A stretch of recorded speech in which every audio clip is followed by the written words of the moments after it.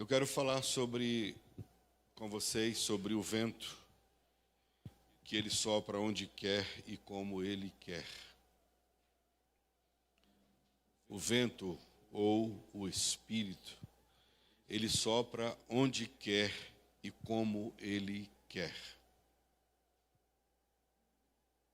E eu quero lembrar com vocês de uma porção das Escrituras que João relatou e alguém escreveu, que fala sobre aquela visita de Nicodemos a Jesus.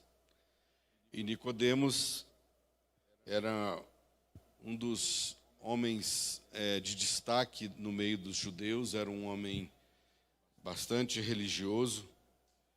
Ele era um dos principais dos judeus e chamava Nicodemos. E ele foi ter com Jesus num dia à noite. E alguns têm o entendimento que ele fez isso porque havia já uma certa perseguição a respeito daquilo que Jesus vinha fazendo.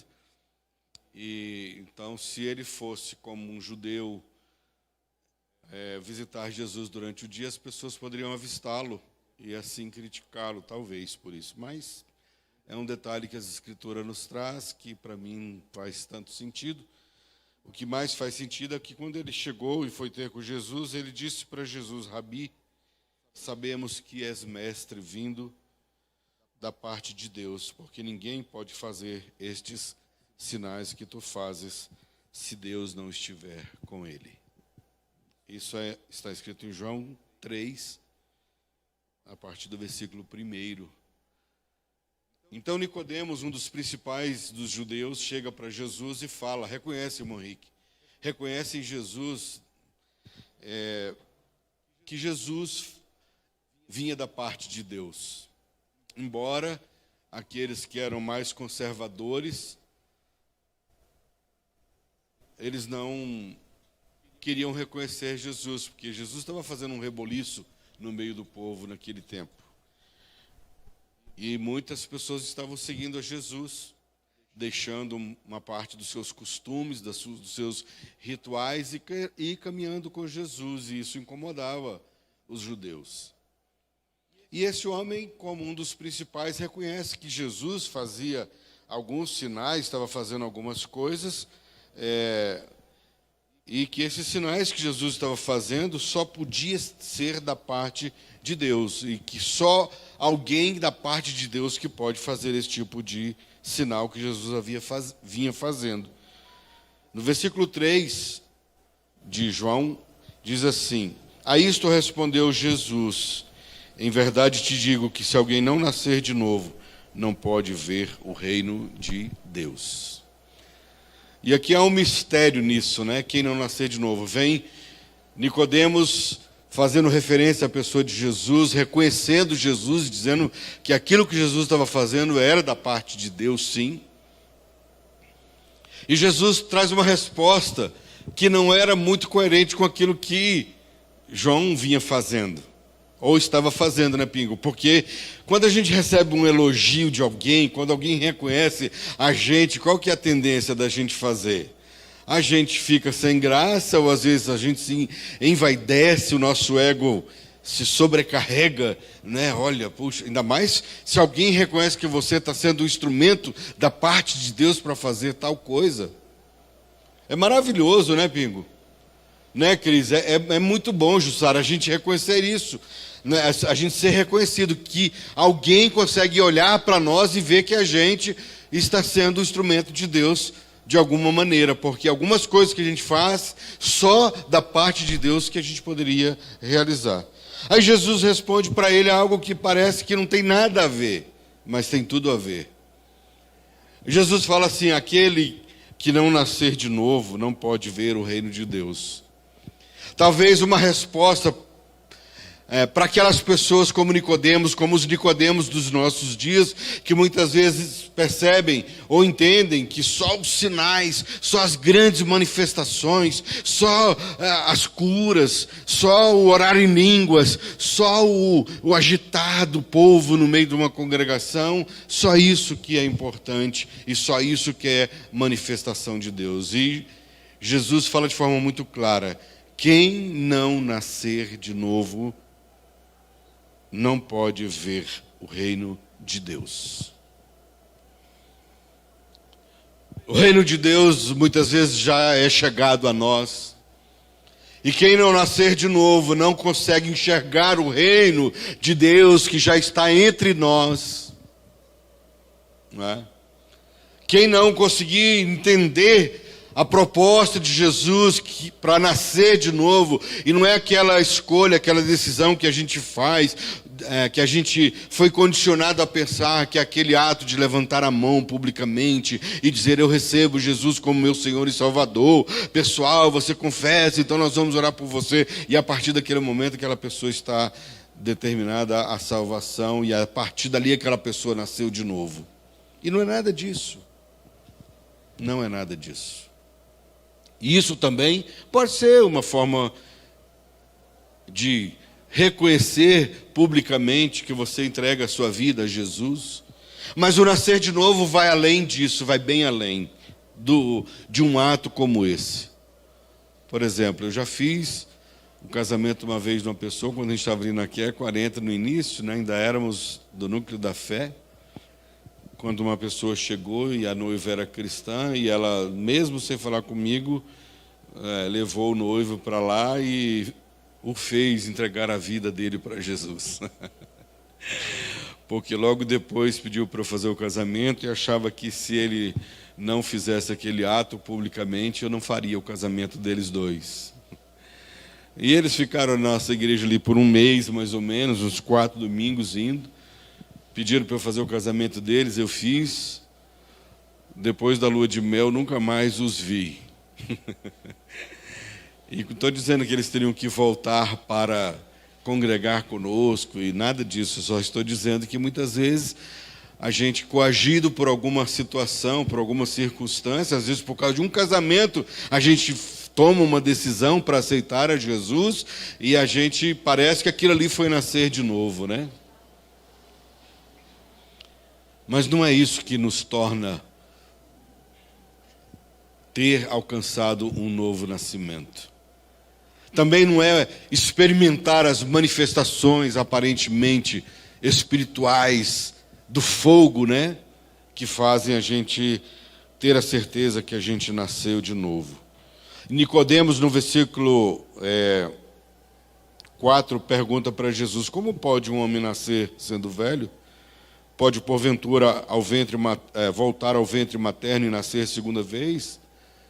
Aí Jesus responde assim, de uma forma... Jesus era legal, porque tinha hora que ele dava umas na lata, assim, bem pesada, né? Ele dava com vontade, assim, certeiro, sem rodeios. E Jesus diz assim: em verdade te digo, que quem não nascer da água e do Espírito não pode entrar no reino de Deus. O que é nascido da carne é carne, e o que é nascido do Espírito é Espírito. Então, como hoje a gente está comemorando o aniversário da Jussara e da Sara lá em Portugal, pois, né, Ju? A gente nasceu da carne, quem nasceu da carne é carne, mas há uma necessidade de nascer do Espírito. E aí, nascer do Espírito, eu entendo que Jesus nos explica mais um pouquinho na frente, que é nascer da água e do Espírito. Aí alguns fazem alusão que é do batismo nas águas, para você ser cheio do Espírito Santo, ou só a partir daí. Alguns condicionam, inclusive, que uma pessoa só pode ser cheia do Espírito a partir do momento que ele desceu as águas batismais. E a gente vai condicionando a pessoa de Cristo e a pessoa de Deus, e a gente vai embalando Jesus e o Espírito de Deus em caixinhas, em garrafas, e a gente vai pondo os nossos rótulos e as nossas etiquetas e dizendo: olha, Deus age só dessa forma. Está vendo essa garrafinha que eu aprendi, que eu tenho aqui? Tem um monte de coisinhas aqui dentro que a gente colocou, e aí, se você entendeu o que está aqui dentro, aí você entendeu a vontade de Deus.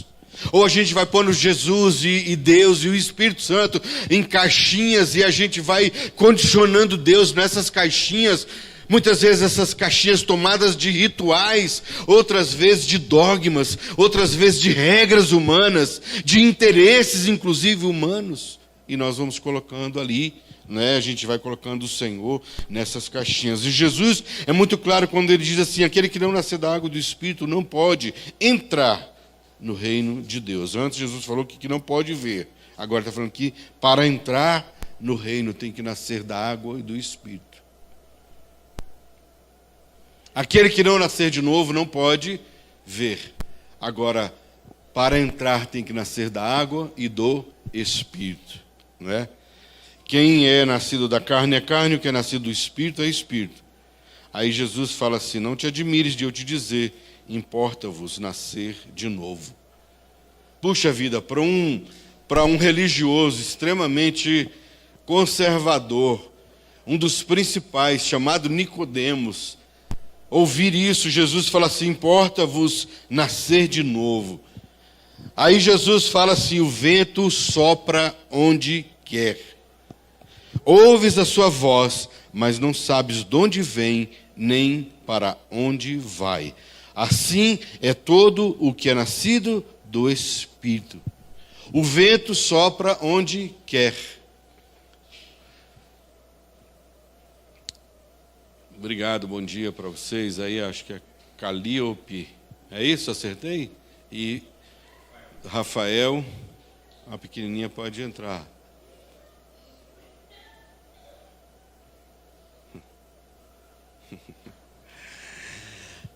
E aí, Jesus diz que o vento sopra onde quer. E o problema é que nós pegamos o vento e queremos que ele só sopre na direção que a gente acha que ele deve soprar. Hã? Sempre na nossa. É na nossa perspectiva. É do nosso jeito. É da nossa forma. E o que Jesus está falando é que o vento sopra onde quer. O vento, ele sopra. Se você entende que o vento está soprando para lá, tudo bem, você está sentindo ele soprar para lá. Mas tem momentos que ele sopra exatamente o contrário. Ou para um outro lado, ou para o outro lado. Mas a gente pode até ouvir a voz do vento, mas a gente não sabe de onde ele vem. Ou alguém sabe? Ninguém sabe. E o problema é que a gente quer condicionar as ações de Deus, as manifestações do Espírito de Deus, dentro daquilo que nós recebemos, dentro daquilo que nós construímos durante toda a nossa vida religiosa. E nós condicionamos Deus, muitas vezes, a nossa igreja, a nossa denominação, a revelação que eu adquiri e passei para muitos, e muitos se submeteram àquilo, e aí aquilo que eu falei é aquilo que é verdade, porque eu sou o representante de Deus entre vocês, e Deus, porque o véu não se rasgou, ainda para muitos. Ainda precisamos de alguém que nos faça uma ponte entre nós e a pessoa de Cristo, do Espírito de Deus. A gente precisa de homens, de líderes, de pastores, que nos façam essa ponte entre nós e Deus. Nós parece que costuramos o véu de novo, e parece que o livre acesso que nós deveríamos ter a Deus já não existe mais, e a gente precisa de alguém que nos conecte ao coração de Deus, ao coração do Pai. E nós vamos condicionando as pessoas a agirem dessa maneira. A revelação que eu adquiri é a revelação que tem que funcionar. E aqui é que se fala a verdade. A gente pensa assim. Ou lá, não, lá é que se fala a verdade. E cada um vai tentando tomar para si a ação do Espírito Santo como se fosse propriedade, dono da ação e das manifestações do Espírito, quando ninguém tem esse domínio, quando ninguém tem essa capacidade, esse poder, e não deveria se apropriar da manifestação do Espírito. Tem gente, muita gente, querendo tomar posse da ação do Espírito. Como se ele pudesse possuir, e ele pudesse ter o domínio. E ele que libera quando é de Deus e quando não é de Deus. Nós condicionamos o Espírito a nós, quando deveria ser o contrário, eu que devo me condicionar à ação do Espírito Santo.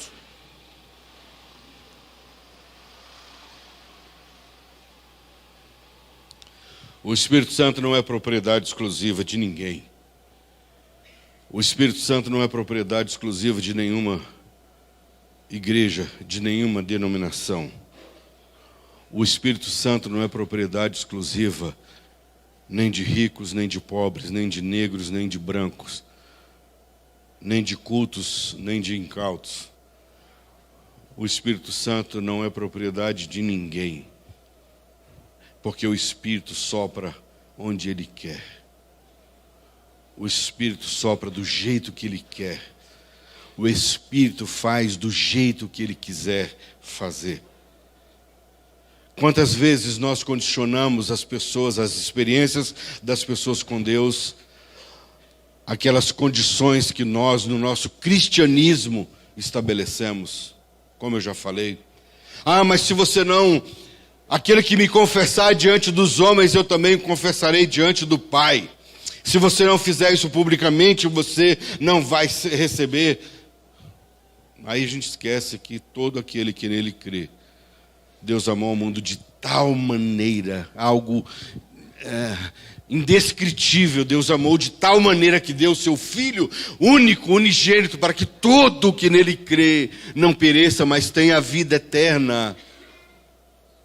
Então não está condicionado a esse ritual, aquele que o nosso cristianismo estabeleceu, ou a nossa igreja colocou como, se não for por aqui, você não entra, porque nós temos a chave dos céus, aquilo que nós ligamos aqui na terra, terá sido ligado no céu, como se Deus e o Espírito Santo tivessem que se submeter a uma instituição para ligar alguma coisa no céu. Como se ele dependesse ou como se ele precisasse de alguma coisa desse nível.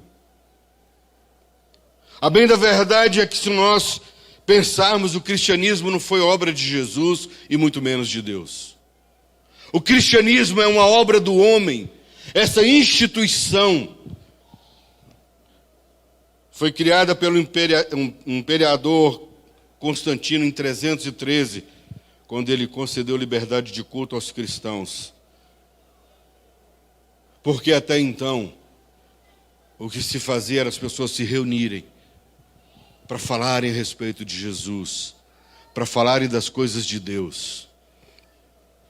E aí se institui o cristianismo como religião oficial do Império Romano.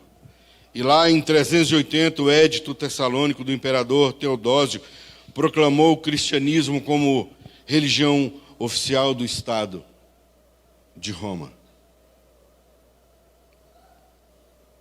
E a gente enche a boca, né, muitas vezes, para dizer assim, nós fazemos parte do cristianismo, eu não sou isso, eu não sou aquilo, eu sou cristão.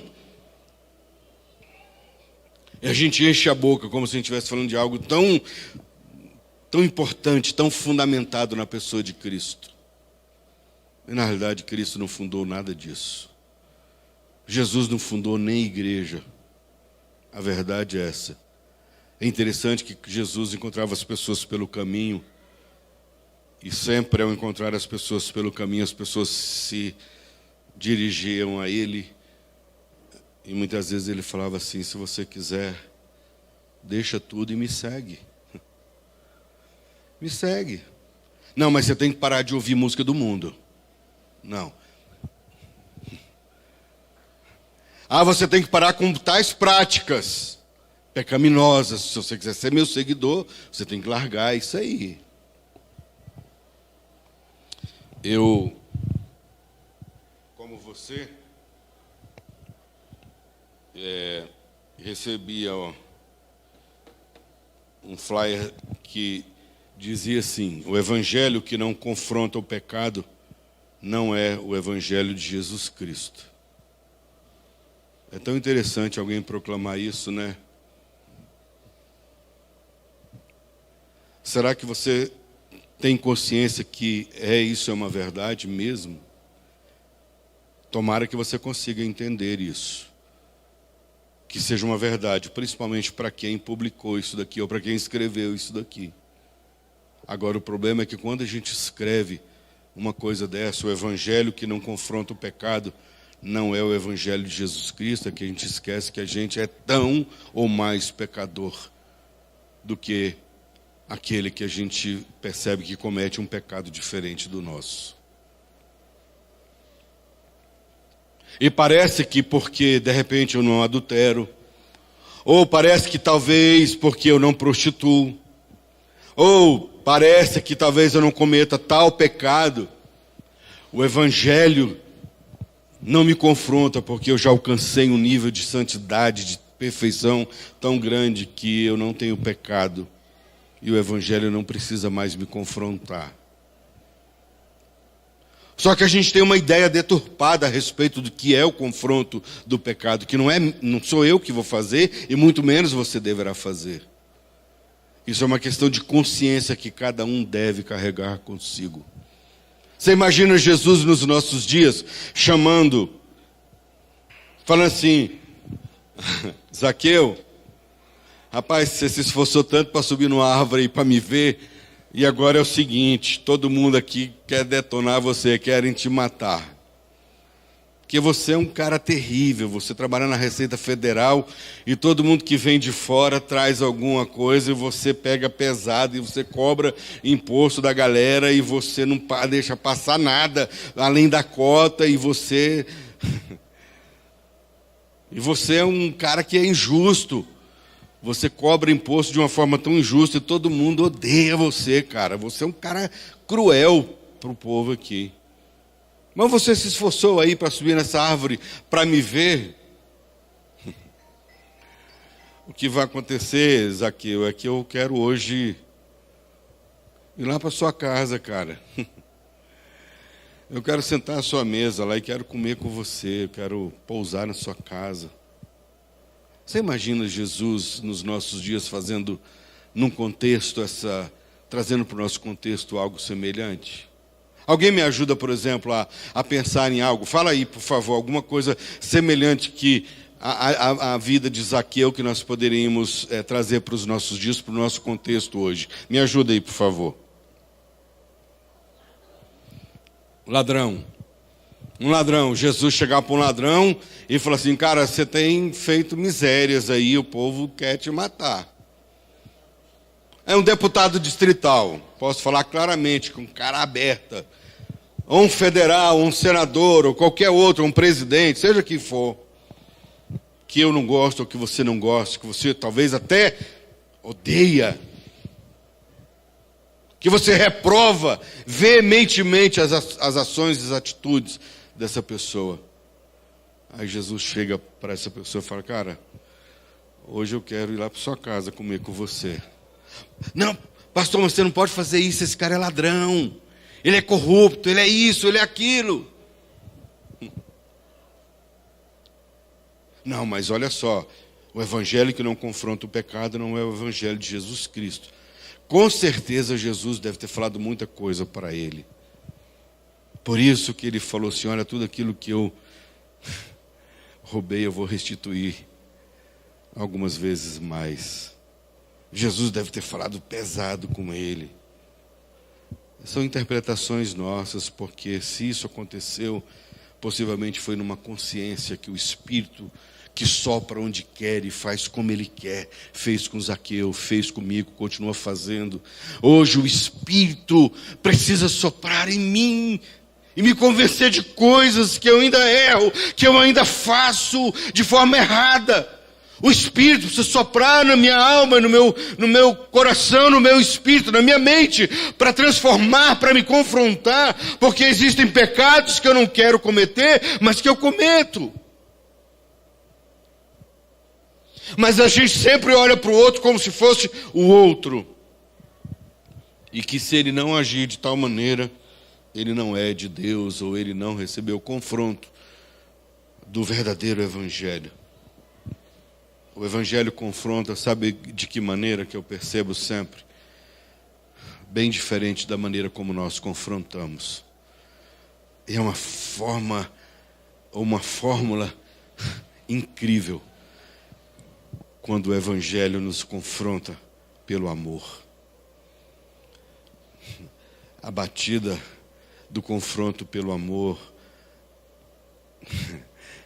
é puxada, é pesada. E o Espírito Santo tem a capacidade de fazer isso. de uma forma incrível. O Espírito não se manifesta só em templos evangélicos ou nos templos dos cristãos, como a gente imagina. Quantas vezes a gente pensa dessa maneira? Quando a gente pensa assim, a gente está condicionando o Espírito. O vento está soprando só na direção que eu acho que ele deve soprar. E a gente pensa que é assim. Mais uma vez, o Espírito não se manifesta só em templos evangélicos. Aliás, possivelmente ele está se manifestando muito pouco em templos evangélicos. Muito pouco. Eu recebi um vídeo de um amigo lá dos Estados Unidos, de um pastor extremamente pentecostal. E nesse vídeo, ele começa a dizer assim: estamos vivendo uma geração de crentes muito frios, crentes gelados. Sai daqui, geladeira. Estão dizendo que a gente tem que ter ética, que a gente tem que saber o que pregar. Mas eu nasci do fogo e eu vou continuar no fogo, porque quem gosta de sushi é japonês. Quem gosta de carne crua é o capeta. Eu nasci no fogo e vou continuar sendo do fogo. E tá, dá aquelas sapateadas e tal. E ele... eu vou continuar e dar uma rajada de língua estranha. E continua e ali vai. E aí o povo... aquela coisa. E eu fiquei pensando, gente, quanta ignorância. Quanta falta de conhecimento. Primeiro, desrespeito, como se os japoneses, né, assim, fazendo um comentário tão sem sentido, tão... Hã? Isso, exatamente isso. Eu vou colocar aqui para vocês. Não vai dar para vocês ouvirem. Eu ia mandar para o Ricardo, para ver se o Ricardo colocava no projetor para nós aí, mas eu falei, eu vou fazer diferente, eu vou fazer assim, ó. Nós estamos vivendo o tempo em que o diabo mais quer é crente frio, carnal, crente gelado. Meu filho, quem gosta de sushi é japonês. Quem gosta de carne crua é o capeta. Tem gente pensando que Deus virou da cozinha oriental. Ei, Deus não está comendo nada. Para com isso, meu filho. O meu Deus ainda é aquele que diz: o que é para mim tem que passar no fogo. O que é para mim tem que ter fogo. Orabaia, nós estamos vivendo um tempo em que as pessoas dentro da igreja estão ficando quietinhas. É a ética religiosa, é a ética da adoração. Não pode nem suar. Uns desavisados, quando Deus me deu a oportunidade de ser pastor presidente, disseram: agora tem que mudar, agora tem que ter ética, agora tem que ficar nos R, nos S, agora tem que ficar todo cheio de manha, todo cheio de mania. Vai pra lá, geladeira ambulante. Eu nasci no fogo, cresci no fogo, vou continuar no fogo. Alabaxúria, arabaxúria. Deus nunca mandou eu gritar: deixa o presidente pregar. Mas Deus já mandou eu gritar: deixa o negrão pregar. Deixa o negrão pregar. Pega.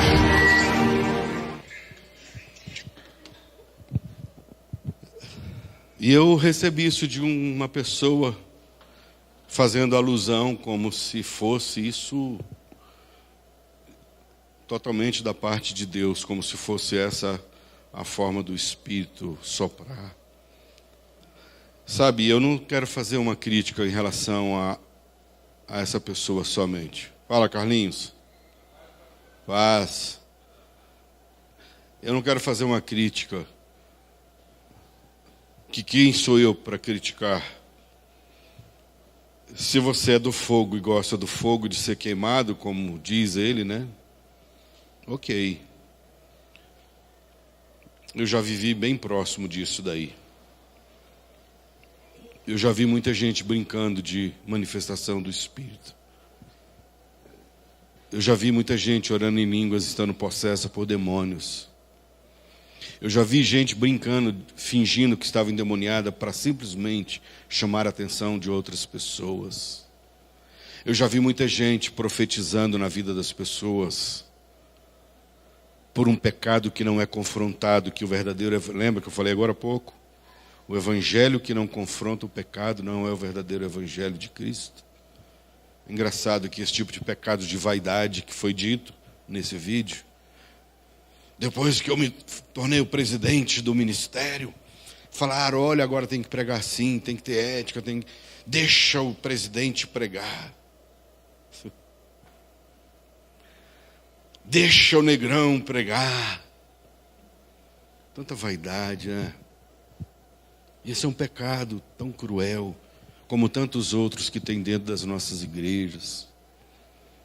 Tanta vaidade, a partir daqui, do altar, que nós chamamos, a partir daqui, na vestimenta, na tentativa de adquirir um reconhecimento diante das pessoas, de me tornar a referência para vocês e eu me tornar o modelo que vocês devem seguir e não Jesus. Como eu falei recentemente, nós estávamos numa festa, né, Clisma? E quando o Clisma pregou uma palavra, a gente terminou, ia orar. O rapaz falou. Parecia que agora o vento do Espírito ia soprar através dele. Naquilo que a gente ministrou um pouco de louvor, o Clisma deu uma palavra, até ali o vento não tinha soprado. Ele estava, além de silencioso, o vento do Espírito, ele estava totalmente quieto. A partir do momento que aquela pessoa pegou a palavra para falar, aí o Espírito começou a mover, segundo ele, né? E aí eu fui perguntar para ele assim, você é de tal denominação? Ele falou, não, eu sou discípulo de fulano de tal. Chega, fala de boca, chega assim, sabe? Sou discípulo do fulano. Falei, caramba, eu até para falar que sou discípulo de Jesus, estou cheio de dificuldades, porque eu ainda não dei conta de seguir a Jesus como Ele quer que eu o siga. Porque naquela parábola que ele conta, ele diz assim, aquele que faz somente aquele que foi mandado fazer, deve ser considerado como servo inútil. Aquele que faz somente aquilo que foi mandado fazer, deve se considerar servo inútil. Porque o servo útil, ele faz além do que ele foi mandado fazer. E aí eu vou dizer que eu sou ainda discípulo de Jesus. Agora, quando você não tem coragem, ou você tem a audácia de dizer, assim, eu sou discípulo do pastor fulano, e você fala, meu Deus... Eu achei que a gente precisava ser discípulo de Jesus. Mas eu sou discípulo do apóstolo tal, do bispo tal, eu sou discípulo de fulano, e chega a falar de boca cheia.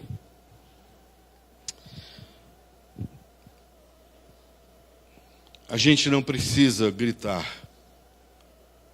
Muitas vezes no nosso silêncio é uma oração tão profunda, no nosso silêncio. É uma oração tão profunda que a gente faz... e que o Espírito escuta o meu e o seu silêncio. Não é pelo tom da voz, não é pelo aleluia, oh, glórias, aleluia. Não é assim, não precisa disso. Isso encanta e envolve a plateia. Isso gera aplausos para mim. Às vezes são conduções até da PNL, da neurolinguística, onde a pessoa começa a olhar e ver as pessoas, nossa, aquela pessoa está se agitando ali no espaço. Falei com o Ricardo aqui, ele estava aqui ensaiando sexta-feira, né? É interessante quantas vezes eu fui em congressos, em lugares com pessoas. Eu tenho 58 anos, gente, eu estou nesse meio aí, já tem esse tempo todo. Desde os meus primeiros dias de vida eu estou dentro da igreja. Quantas vezes eu fui em lugares... Aí as pessoas chamavam na frente para orar. Às vezes não é que eu não queria receber oração, mas era aquele convite assim bem controlador, bem manipulativo. Mas eu ia, né? Eu chegava lá, a pessoa começava, orava por um e tal. Aí se aquela pessoa estivesse chorando, aí é que ele recebia uma oração forte. A melhor oração é para quem chorava. Se você tivesse ali uma linha assim de pessoas, né? Vários assim tal. Aí, se ele chegasse em mim e me visse de olho aberto, eu estava totalmente fora do espírito. Mas quem estivesse chorando estava no espírito, porque aí ele já sacava aquilo e aí ele chegava. E quantas vezes a pessoa chegava e colocava a mão na minha cabeça, começava a me empurrar e eu... Acho que deu até problema de coluna por causa disso também, né? Empurra. E eu ia dando passo para trás e me equilibrava. Falei, gente, eu vou cair porque uma pessoa está me empurrando para eu cair. O que... Sabe, e aí entra uma coisa, gente, por favor, entenda o que eu quero dizer para vocês. Eu não estou fazendo crítica e nem sou eu a pessoa para dizer que Deus se manifesta dessa ou daquela forma, senão eu estaria contradizendo o que eu estou pregando aqui nessa manhã. Deus faz do jeito que Ele quer, como Ele quer. O Espírito sopra onde Ele quer e como Ele quer. O problema é quando nós queremos condicionar a ação e o sopro do Espírito à nossa vontade. Esse é o problema. Então, se você não cair, você não recebeu a visitação forte do Espírito. Chegar no ouvido da gente e começar... Fala. Agora você foi batizado com o Espírito Santo.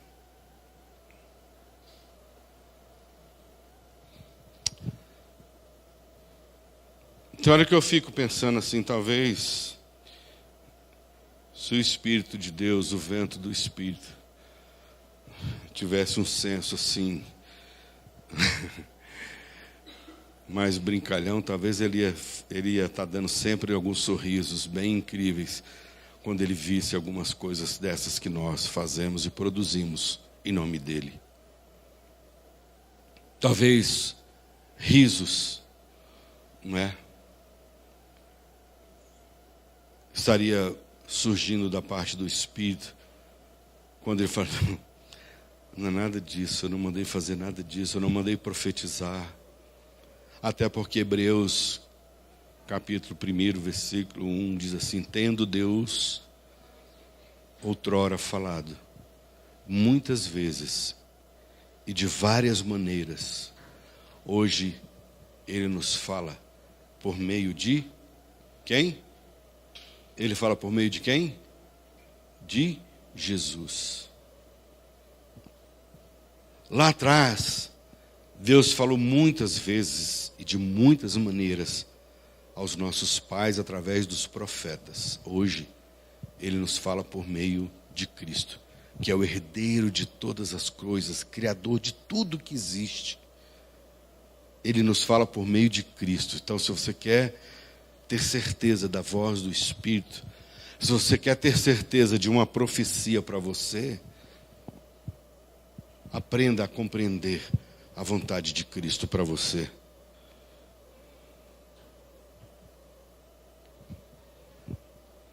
E é interessante que Jesus foi rejeitado exatamente por alguns daqueles líderes religiosos, por alguns dos profetas, não como reconhecido como profetas, mas exatamente pelos religiosos daquela época que se sentiam melhores e os detentores da ação de Deus, da revelação de Deus.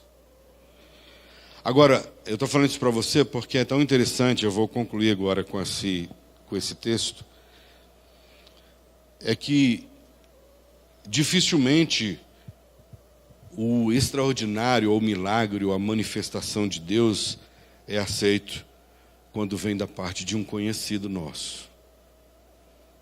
Dificilmente a gente entende que alguém que a gente conhece a vida, que a gente conhece a humanidade, alguém que se mostra como é para a gente, dificilmente a gente aceita que essa pessoa seja ou possa falar algo da parte de Deus para nós. A gente gosta do cara que se coloca num lugar de destaque, onde ele é inacessível, onde ele fala mistérios, onde ele fala línguas, e ele vem e ele sapateia. Viu que o Negrão falou que não pode mais suar?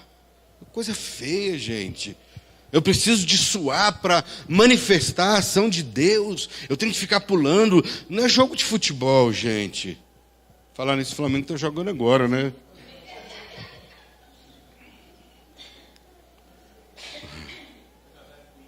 Tá quanto? É mesmo? Aí, falso profeta. Brincadeira, gente. Olha só. Por que eu tenho que suar para provar que Deus está manifestando no ambiente, gente? Por que eu tenho que sapatear para você crer que Deus está aqui? Mas por que a gente, quando olha para uma pessoa como a irmã Maria Alves, e a gente tem dificuldade de entender que dela pode vir algo de Deus para a minha vida? Por que eu tenho dificuldade de entender isso? Parece que o extraordinário, ele não vai estar nunca na vida de uma pessoa aparentemente comum. E a Bíblia é tão clara quando ela diz que Jesus, se esvaziou da forma de Deus e assumiu a forma de homem e veio para cá. Não é tão legal? Jesus, sendo Deus, esvaziou da forma de Deus e assumiu uma forma humana. E aí ele veio para cá para trazer salvação, para trazer redenção e para trazer justificação e chamar aqueles que gostariam de segui-lo. E ele, como homem, foi rejeitado exatamente por aqueles que eram religiosos. É interessante como a gente recebe o sobrenatural de um estranho. Quando é de um estranho, a gente aceita com facilidade o sobrenatural, o milagre, a oração. É como se eu chego nos lugares, às vezes eu venho tentando com o tempo, com muito cuidado e amor, desmistificar isso. Mas sabe, gente, o que acontece aqui? Eu chego, às vezes, nos lugares e as pessoas, o pastor chegou, vamos pedir para o pastor fazer uma oração para nós. Como se fosse só a minha oração que tivesse poder.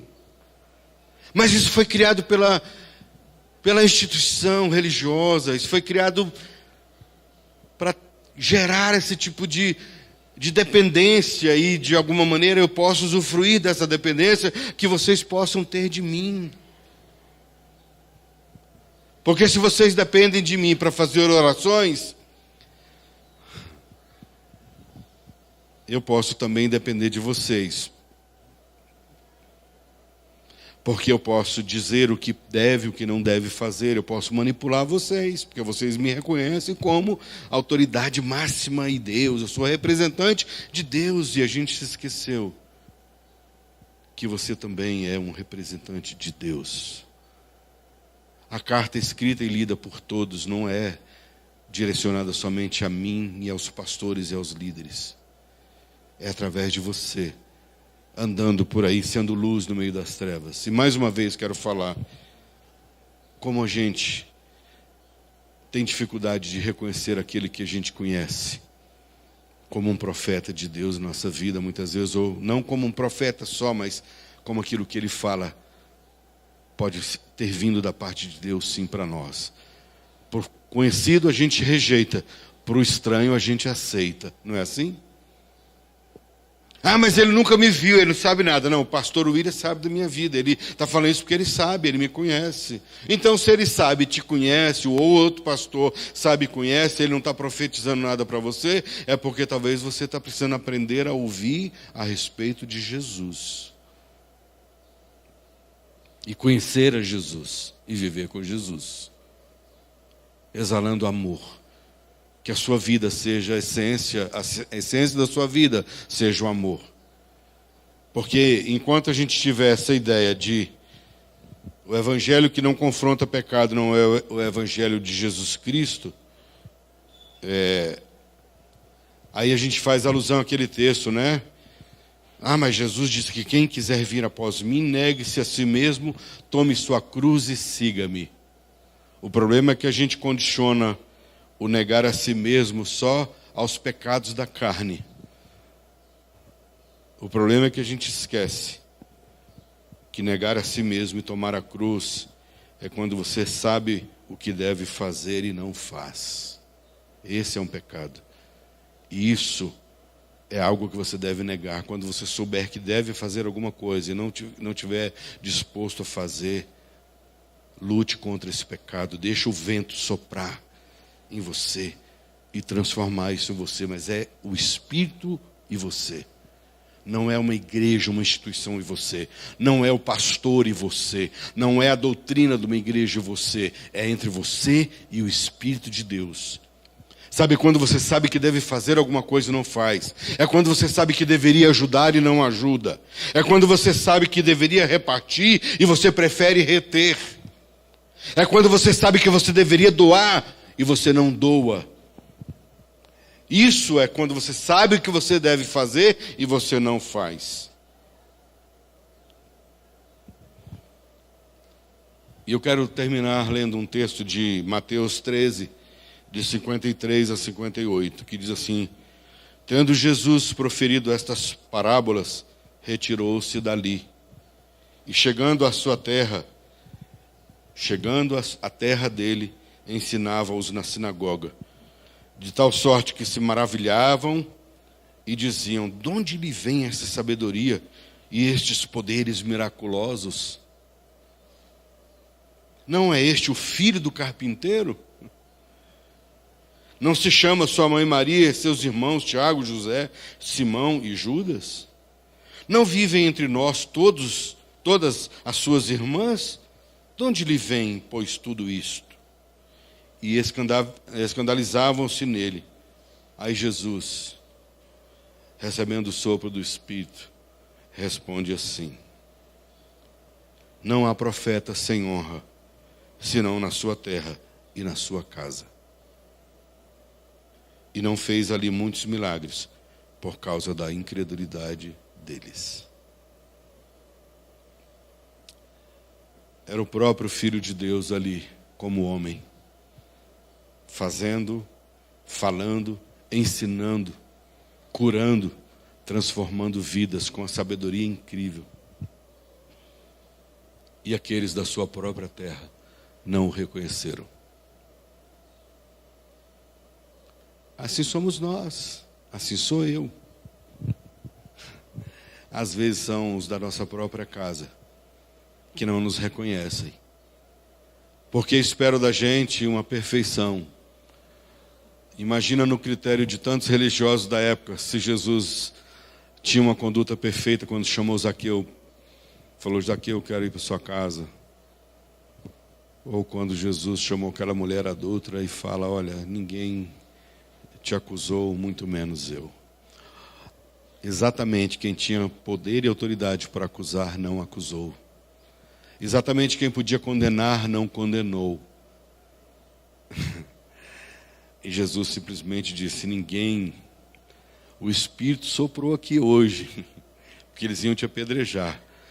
Mas quando eu fiz uma pergunta para eles, o Espírito soprou no coração deles, e eles reconheceram que eles eram tão ou mais pecador do que ela, e eles vazaram, largaram as pedras e foram embora. Ninguém te condenou, tampouco eu. Vá e não peques mais. Porque se em algum momento eles te encontrarem, eles vão querer te apedrejar, e se eu não estiver presente, eles vão te encher de pedra até você morrer. Então vai e não peques mais. Será que essa conduta para os religiosos de Jesus era a conduta correta, gente? Possivelmente não. Para os critérios dos judeus, para os doutores da lei, para os escribas, para os fariseus, esses critérios de Jesus não eram critérios corretos, coerentes. Agora, as regras, as doutrinas, as leis, os dogmas, os rituais que eles haviam recebido, para eles era aquilo que importava. Jesus não pôde fazer milagres na sua própria terra e não teve reconhecimento da própria casa, porque muitas vezes os da própria casa não sabem ouvir a voz do Espírito, ou não sabem, não conseguem compreender a ação do Espírito.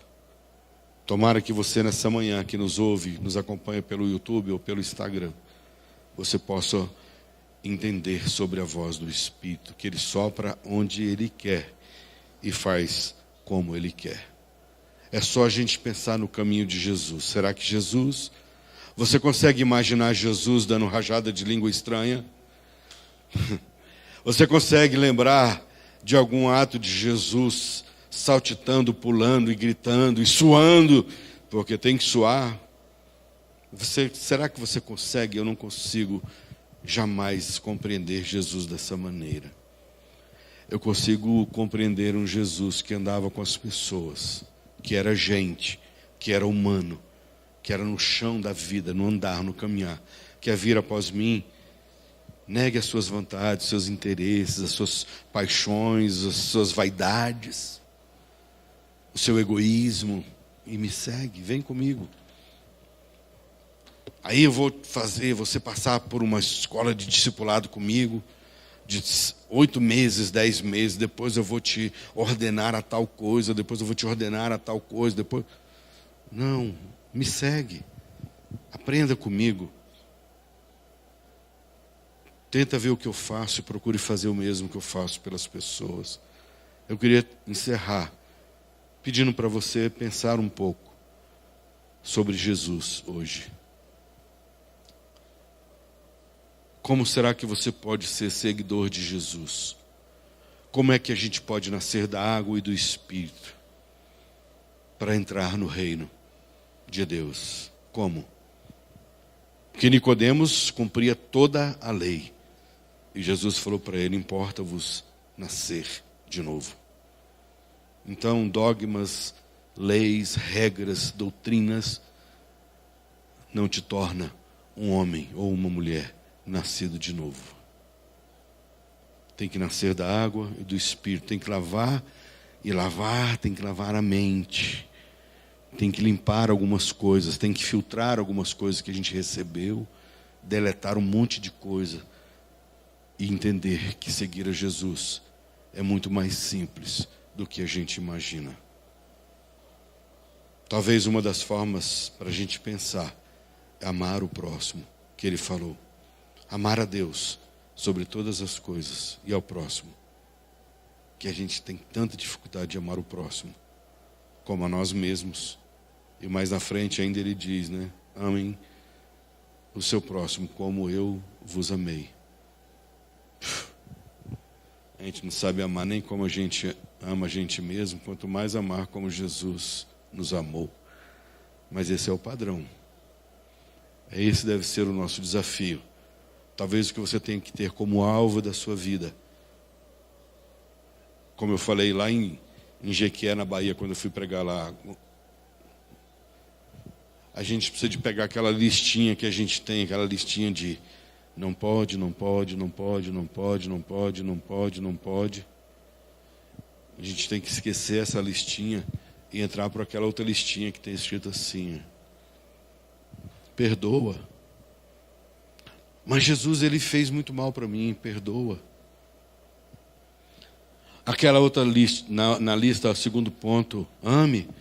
Ah, mas ele não merece amor, ame.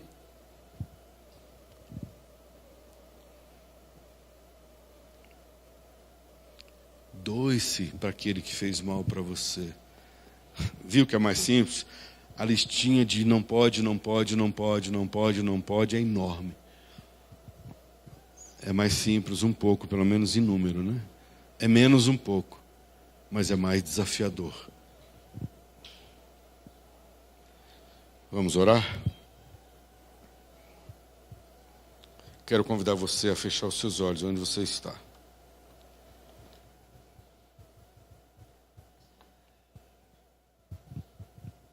Quero convidar você a fazer uma oração aí, no seu lugar. O vento sopra onde ele quer, ele faz como ele quiser. Nem eu, nem você, nem o do fogo e nem o da água, nem a geladeira ambulante, nenhum de nós pode dizer. O Espírito faz como ele quer. Como ele quer. Ele sopra onde ele quer. Não é só aqui, não é só nos templos religiosos, como o próprio Jesus disse, não vai ser nem nesse monte e nem em Jerusalém, porque o Pai procura adoradores que o adorem em espírito e em verdade. não é mais em templo evangélico.